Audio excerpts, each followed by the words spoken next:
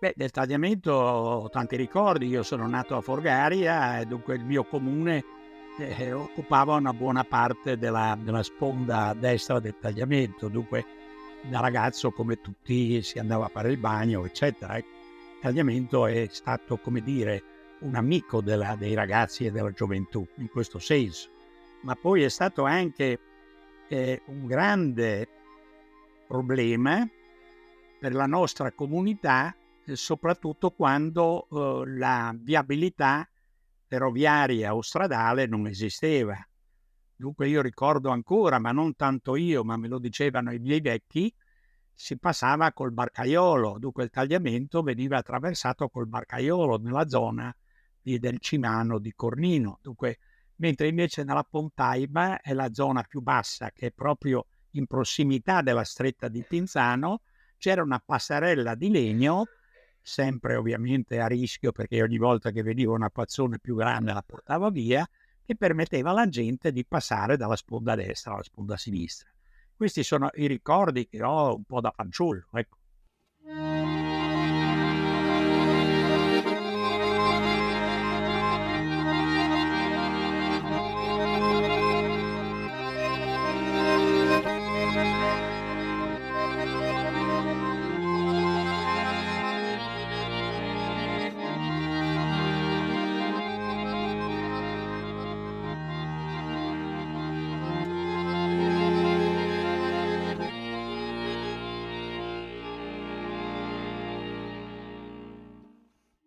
Un fiume di storie, racconti da e per il tagliamento, a cura di Legambiente del Friuli Venezia Giulia.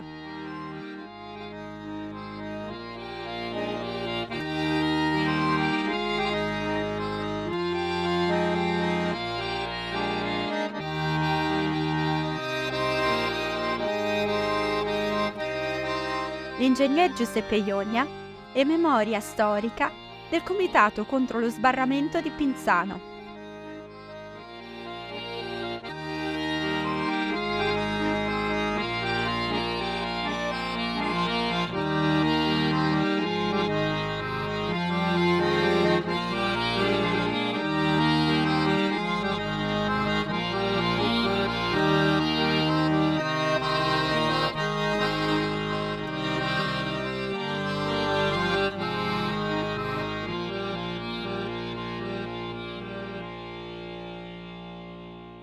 Tutti si ricordano qui in zona, non tanto fuori di qui, che cos'è successo del 1965. C'è stata un'alluvione importante, non tragica ma importante, nel 65, che si è però ripetuta sul tagliamento esattamente nel 66. Quella è stata più violenta, più cattiva, addirittura ha distrutto il ponte di Pinzano, che per noi il ponte di Pinzano era un mezzo assolutamente insostituibile, importante, eccetera. Ma non solo. Oltre a questo, quella calamità del 66 ha fatto tanti danni in montagna, ha fatto veramente danni nella zona della Carnia e ha fatto danni importanti lungo tutto il corso del fiume, con disastri però molto pesanti nella Bassa Friulana. La Tisana, che è il capoluogo della Bassa Friulana, ha avuto anche vittime umane e anche vittime di animali, ma diciamo danni veramente pesanti. Io lo ricordo come una grande tragedia, ma non solo io, lo ricordano tutti, e come esempio invece di carattere nazionale tutti noi ricordiamo Firenze, l'alluvione di Firenze. Bene, è concomitante con l'alluvione che abbiamo avuto noi qua e di conseguenza il tagliamento in quella circostanza ha veramente prodotto una situazione che non era più di amico della popolazione rivierasca, ma era un terribile nemico, perlomeno una grande preoccupazione per chi viveva sulle sponde. Questo è successo qui da noi. Da quel momento in poi, come spesso avviene quando queste calamità avvengono, e poi ne vediamo ogni giorno noi in Italia, si nomina una commissione, si comincia a ragionare su che cosa fare, su che cosa non fare. Dunque, da quel momento in poi sono nate le famose commissioni di studio che hanno cercato di individuare soluzioni idonee a regimare correttamente il tagliamento, nel senso che nessuno poteva evitare le grandi piene che sarebbero sicuramente ritornate. In quel tempo si parlava di tempi di ritorno di 150, 150 anni, insomma grandi numeri che venivano sparati, ma sta di fatto che la popolazione non era assolutamente preparata, non era a conoscenza, se non che esattamente dopo che il terremoto ha fatto disastri ulteriori su disastri, perché qui da noi è stata la fine del mondo con il terremoto, parlo di Folgaria in particolare, ma anche di Pinzano, anche di Osoppo, anche di tutti i comuni della Ridaiasca. Il centro del terremoto era Gemona e Benzone, ma diciamo che tutta questa zona è stata ferocemente colpita. Ebbene, quando noi cominciavamo ad uscire dalla grande emergenza del terremoto, ad uscire dalle cose che ci preoccupavano di più, cioè abbiamo seppellito solo a Folgaria 76 morti, provi a pensare che tragedia. Ebbene, la regione dice, informa i sindaci della valle, i sindaci della valle erano quello di Folgaria, quello di Vitodasio e quello di Pinzano. Dice, dopodomani veniamo a presentarvi il progetto dello sbarramento di Pinzano, perché noi abbiamo bisogno, come tutte le opere pubbliche, di avere un parere anche della popolazione interessata. Ecco, lì è scoppiato il cerino. Lì è scoppiato un cerino violento, perché la gente ovviamente, anzi i sindaci in prima fase, i sindaci hanno convocato subito il comitato che stava nascendo.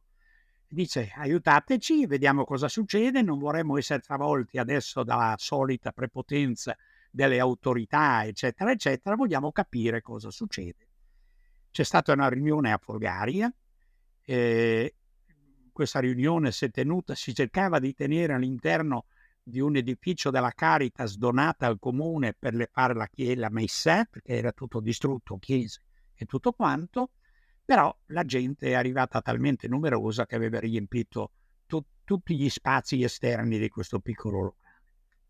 È arrivato il presidente della regione di allora, un amico peraltro, Adriano Biasutti, una persona importante per noi per quel periodo, ed è arrivato con gli ingegneri, progettisti, strutturisti, con tutto lo staff, geologi, eccetera, e con un enorme pacco di involucri di progetti, eccetera. Ecco, lì è successo, come ho detto prima, ho chiamato cerino, effettivamente è successo qualcosa di anormale, cioè la gente che abitualmente, pur avendo delle reazioni, delle criticità, delle contrarietà, tutto quello che vuole, ma non si era mai comportata con una tale reazione, una reazione dovuta anche probabilmente al peso che tutti avevano sullo stomaco per il terremoto recente. La gente ha impedito a questi di aprire i progetti, li abbiamo rimandati a casa coi fascicoli chiusi e abbiamo detto che da qui non si passa. Non è possibile pensare di fare quella maledetta opera che sostanzialmente è un muraglione nella stretta di Pinzano con delle feritoie aperte. Cosa vuol dire? Vuol dire che quelle feritoie permettono un passaggio di acque sempre in qualsiasi momento fino a 4.000 metri cubi al secondo. Ma al momento in cui viene una piena più grande, dietro questo muraglione si riempie un lago. Un lago che non resta lago, non è che poi si va con le barchette di sopra. Quel lago immediatamente al calare dell'evento e delle portate si svuota e dunque resta una cloaca a cielo aperto nel territorio per noi più importante, perché qui c'è poca pianura, ma quel poca pianura era proprio lì, la zona industriale di Flagonia andava sotto, il campo sportivo di Cornino andava sotto.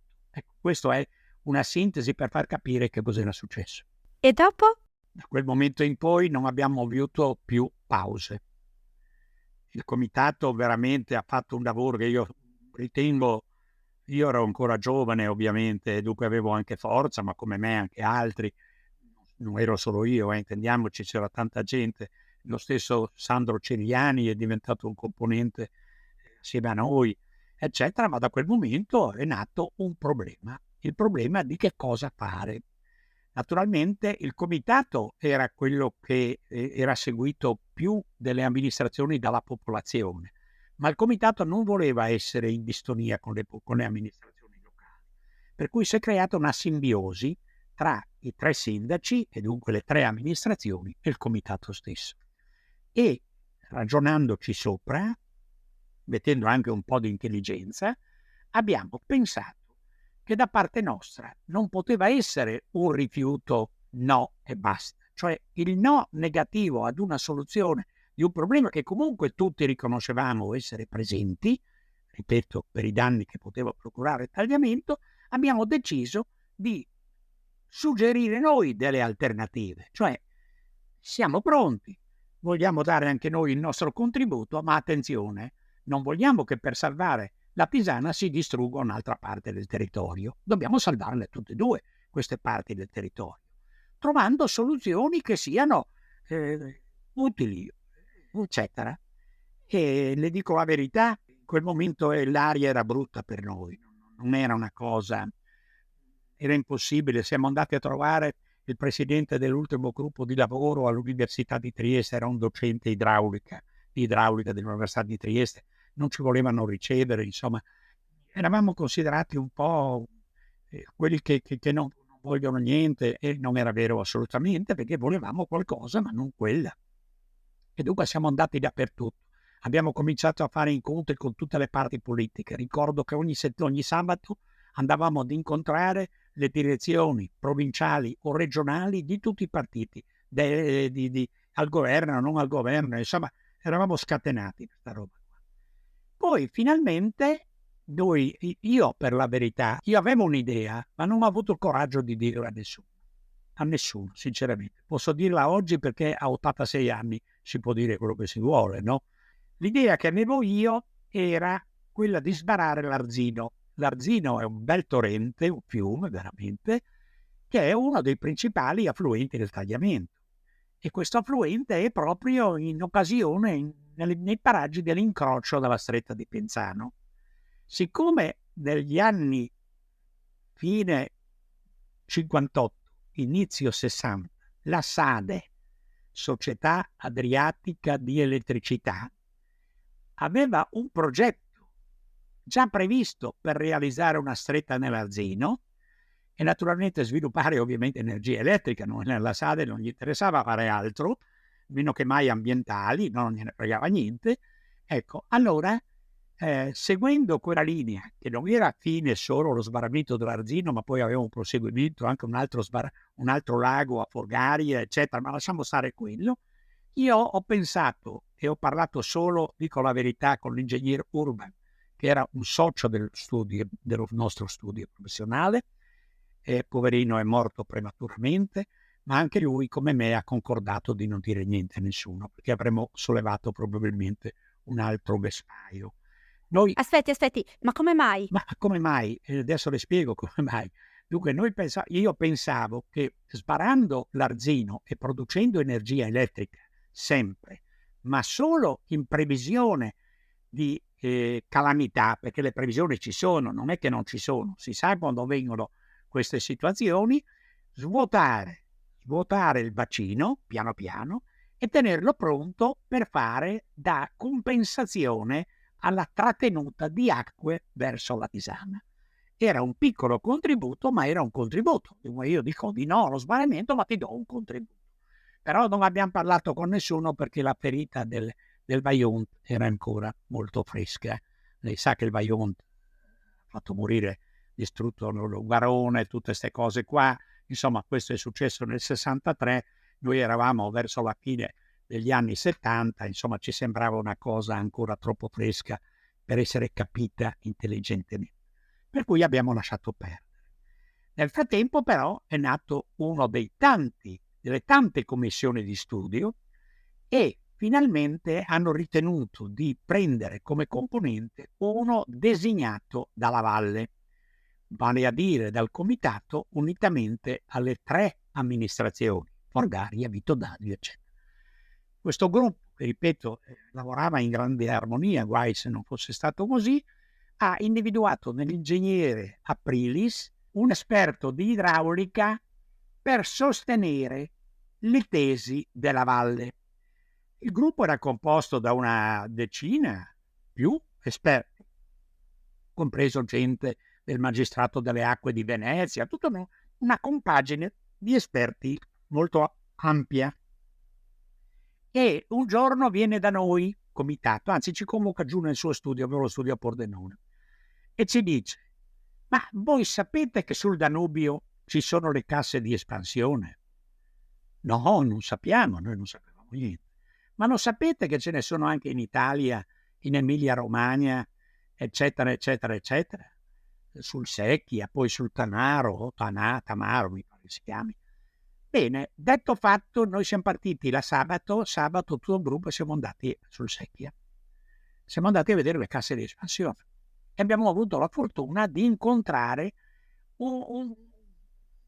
diciamo un po' il responsabile della tenuta, che ci ha illuminato. Ci ha detto: ma qui le casse funzionano ovviamente fino alla loro dimensione, non è che possono funzionare in eterno, però per la dimensione per cui sono state realizzate funzionano. C'è un solo guaio da segnalare: la manutenzione del bacino, perché si fa tutto, le opere si fanno, ma poi la manutenzione resta sempre l'ultima da fare. Bene, siamo andati là, abbiamo fatto i filmati, abbiamo fatto tutto, sempre comitato questo, Poi io, che avevo la fortuna di conoscere il sindaco di Latisana, siccome la guerra era tra Latisana e noi, io ho telefonato al sindaco di Latisana, si era disposto a fare un incontro con noi, con tutti i sindaci della Bassa. Siamo andati a questo incontro e abbiamo portato tutti i filmati che avevamo raggiunto. E gli abbiamo spiegato che le casse di espansione potevano essere una soluzione, non la soluzione, una soluzione importante, perché importante lo era, che avrebbe probabilmente risolto tutti i problemi, sempre che però anche alla bassa si sistemassero le sponde, si alzasse il ponte ferroviario sul tagliamento che faceva un po' da barriera e tutte queste cose qua. Lì la questione si era un po' calmata, ma il nostro esperto Aprilis, all'interno della sua commissione, non è stato seguito da nessuno. Tutti gli altri contrari. Allora lui è venuto da noi e ha detto: cosa faccio? Faccio una relazione di minoranza, ben sapendo che la relazione di minoranza in questi casi è buttata nel cestino, no? E noi abbiamo concordato con lui, dico noi anche le amministrazioni nostre, e non solo noi, abbiamo concordato che era logico e giusto, se non altro per la storia del futuro, fare una relazione di minoranza. È stata fatta questa relazione di minoranza che poi, senza poi fare grandi guerre, se non una manifestazione nella valle Lagonia di Forgarie, portando più di 3.000 persone, i 3 comuni tutti assieme forse ne hanno 3.500, compresi quelli che hanno 100 anni, insomma, compreso i bambini appena nati. Dunque noi abbiamo portato più di 3.000 persone, abbiamo fatto una manifestazione che è stata una cosa strepitosa. Sono venute tutte le istituzioni, tutti i grandi personaggi della regione, e c'erano anche qualcuno del governo, che qui la regione, che era nata non da tanto, è nata nel 64, ovviamente aveva preso in mano e aveva la responsabilità di questa cosa, dunque doveva gestirlo. Da quel momento in poi pensi che abbiamo addirittura fatto mettere dei ragazzi sui pioppi delle tabelle rosse segnando qual era il livello del massimo invaso qualora fosse successa una cosa del genere. Dunque parlavamo di 6 metri sopra le nostre teste, tanto per dire. E quella roba lì ovviamente ha, per l'ennesima volta, costretto la regione a pensare, a rivedere, a trovare altre soluzioni, se non che la regione poi ha capito che queste casse di espansione alla fine poi sembravano, se le accettavano quelli della zona, forse potevano essere valide.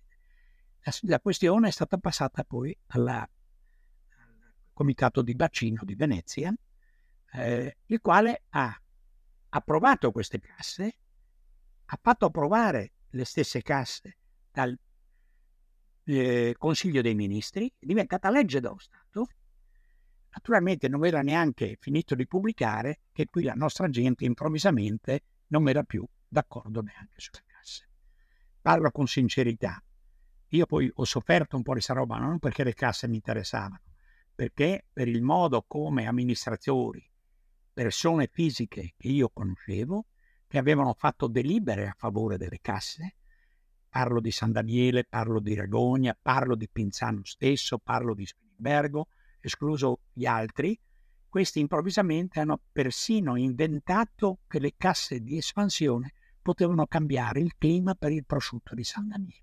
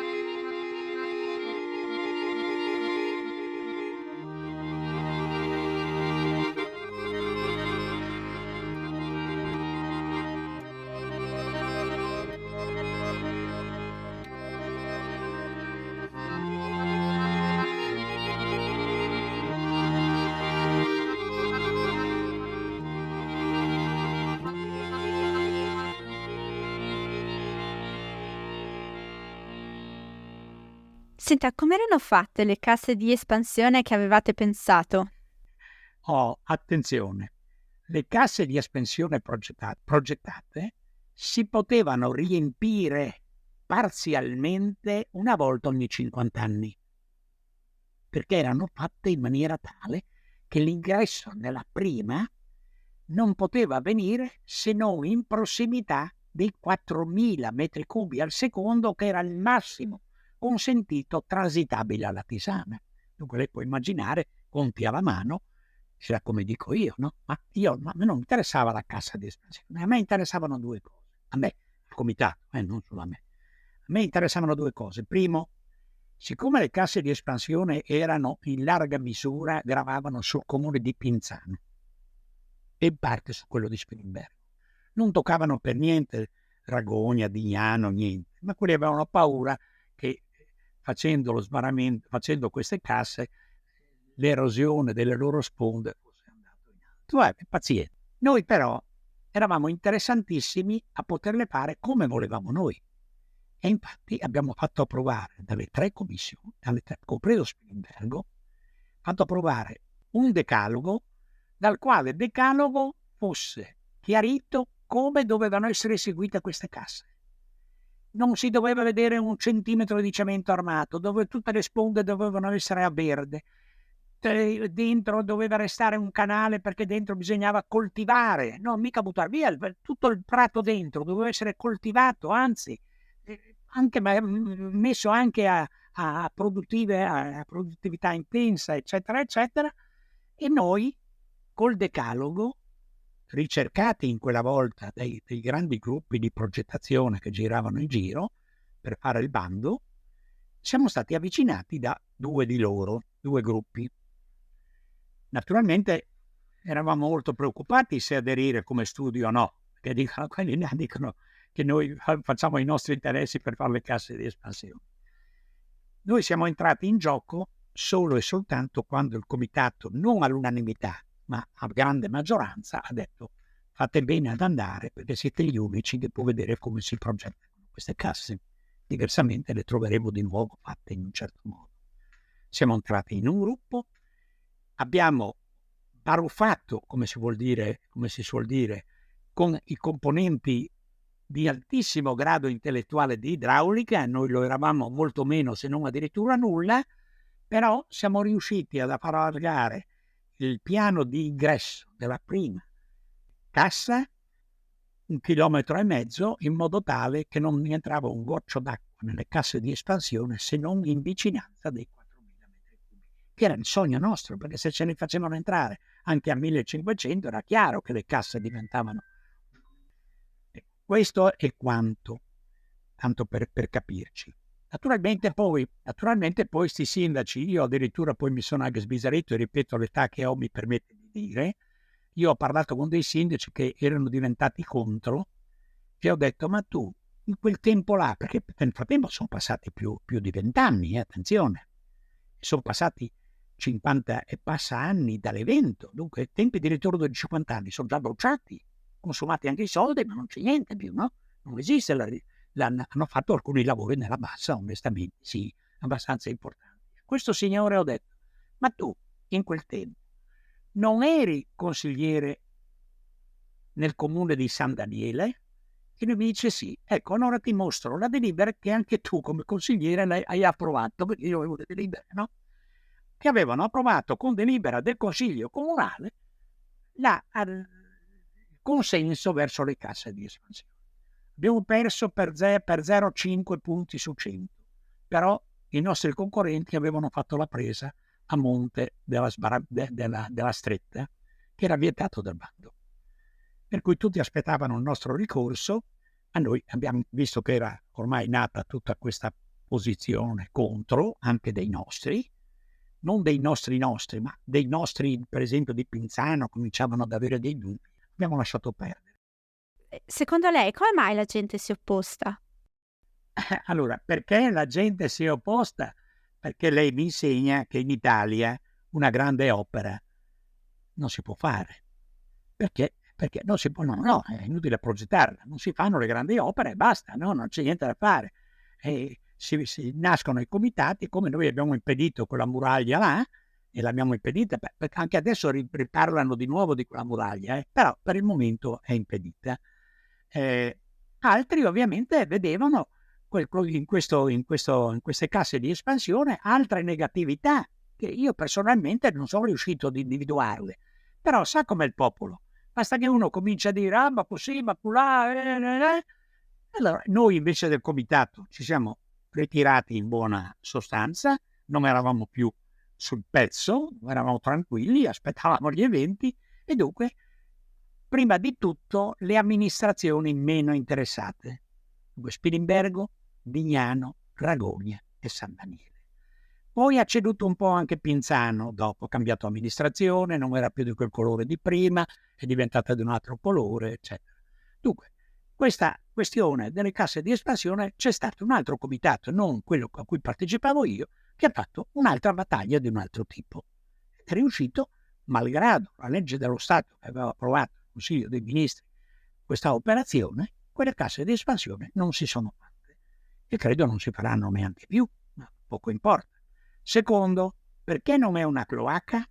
Non sarebbe diventata una cloaca perché nelle 3 casse a seguire l'acqua scorreva sempre dentro, non era che si depositava, non so se mi sono spiegato. La prima cassa correva, quando stentava di riempirsi, passava un po' dalla seconda cassa, poi nella terza, e quando era pieno tutto, probabilmente era passato anche il tempo di ritorno dell'evento, per cui automaticamente non c'erano meccanismi meccanici o elettronici, automaticamente si svuotava e tutto quello veniva mantenuto a prato stabile o a prato coltivato. Secondo noi non succedeva niente, però io non sono né un mago né un grande esperto di quello che può capitare. Pensavamo che non succedesse niente. Eravamo preoccupati invece se fosse realizzato il progetto dell'altro che prendeva a monte. Allora per prendere a monte dovevano sbarare poco, ma dovevano sbarare ancora a Pinzano per raccogliere le acque dietro, no? Mentre noi invece avevamo fatto una presa a valle, non a monte.